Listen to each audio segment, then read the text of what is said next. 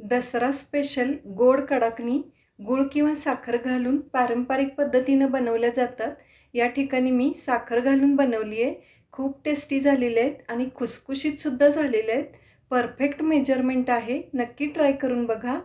250 gram मैदा घेतलेला आहे, मैदा चाळून घ्यायचा आहे आणि 50 ग्रॅम रवा बारीक सुजी। टोटल मेजरमेंट 300 ग्रॅम होतं। 300 ग्रॅमसाठी 100 ग्रॅम साखर घेतली आहे, म्हणजे पिठाचा तिसरा भाग आहे। पिठाचा तिसरा भाग साखर, थोडंसं दूध आणि 30 ग्रॅम तूप घेतलेलं आहे। 300 ग्रॅमसाठी 30 ग्रॅम एकदम खुसखुशीत होतात। थोडंसं वेलची पूड।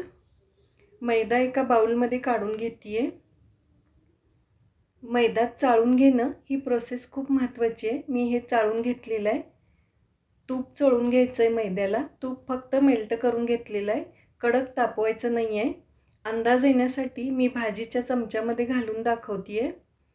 एक मोठा चमचा फुल भरून घ्यायचा आहे आणि वर थोडंसं साधारण लहान चमच्यानी 2 चमचे होईल इतपत घालायचं आहे। मैद्याला छान असं चोळून घ्यायचं आहे तूप। हे परफेक्ट मेजरमेंट आहे, नक्की ट्राय करून बघा।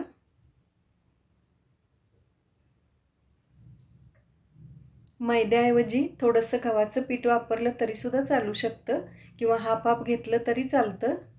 पण पीठ सुद्धा 2 ते 3 वेळा चाळून घ्यावं लागेल, तरच कडाकणी खुसखुशीत होतात। त्याच्यामध्ये कोंड्याचं प्रमाण भरपूर असतं, त्याच्यामुळे 2-3 वेळा चाळून घ्यावं लागेल। रव्यामध्ये थोडंसं दूध घालून 10 मिनिटं भिजत ठेवून द्यायचं आहे।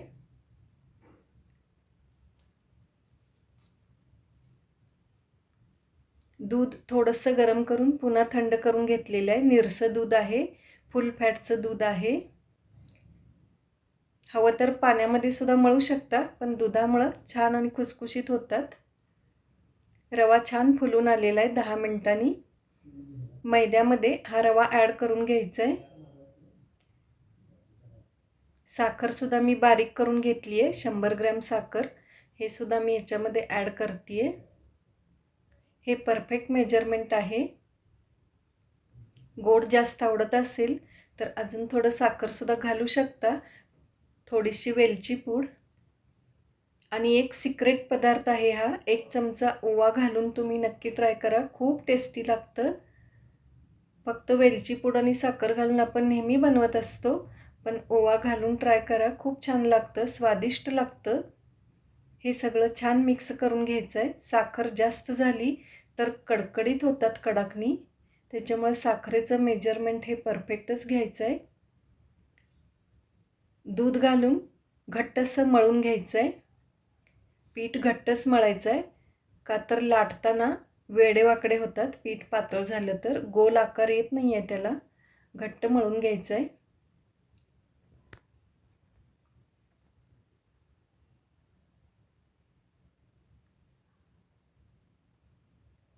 तर कणिक मळून तयार झालेलं आहे। थोडंसं घट्टच मळून घेतलेलं आहे। आता हे साधारण 15 ते 20 मिनिटासाठी कवर करून ठेवायचं आहे, म्हणजे छान भिजून येतं कणिक।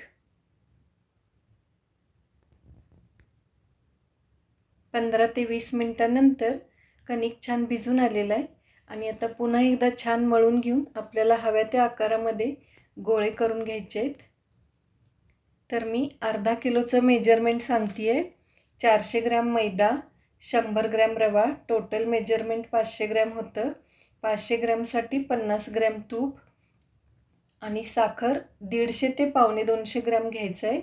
गोड जास्त आवडत असेल तर 200 ग्रॅम सुद्धा घेऊ शकता, पण कमी आवडत असेल किंवा परफेक्ट मेजरमेंट हवं असेल तर पावणे 200 ग्रॅम परफेक्ट आहे। 1 किलोचं मेजरमेंट सांगते आहे। 800 ग्रॅम मैदा, 200 ग्रॅम रवा, टोटल मेजरमेंट 1 किलो होतं। 1 किलोसाठी 100 ग्रॅम तूप आणि साखर 350 ग्रॅम, म्हणजे 350 ग्रॅम हे परफेक्ट मेजरमेंट आहे।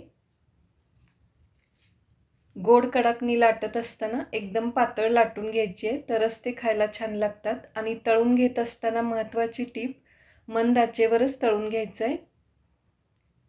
तेलामध्ये घालत असताना तेल चांगलं तापलेलं असावं आणि गॅसचं फ्लेमसुद्धा हायवर असावं आणि घातल्यानंतर पटकन गॅसचं फ्लेम बारीक करायचं आहे आणि मंद आचेवर तळून घ्यायचं आहे। खूप छान असं तळून झालेलं आहे. कडाकणी छान झाली आहे, खुसखुशीत झाली आहे. अशा पद्धतीनं हे सगळे कडाकणी लाटून तळून घ्यायचे आहेत. 1 किलो आणि अर्धा किलोचं मेजरमेंट मी दिलेलं आहे. हव्या त्या मेजरमेंटमध्ये तुम्ही बनवू शकता. तर कडाकणी तयार झालेले आहेत. रेसिपी आवडली तर लाईक करा, शेअर करा, सबस्क्राईब करा.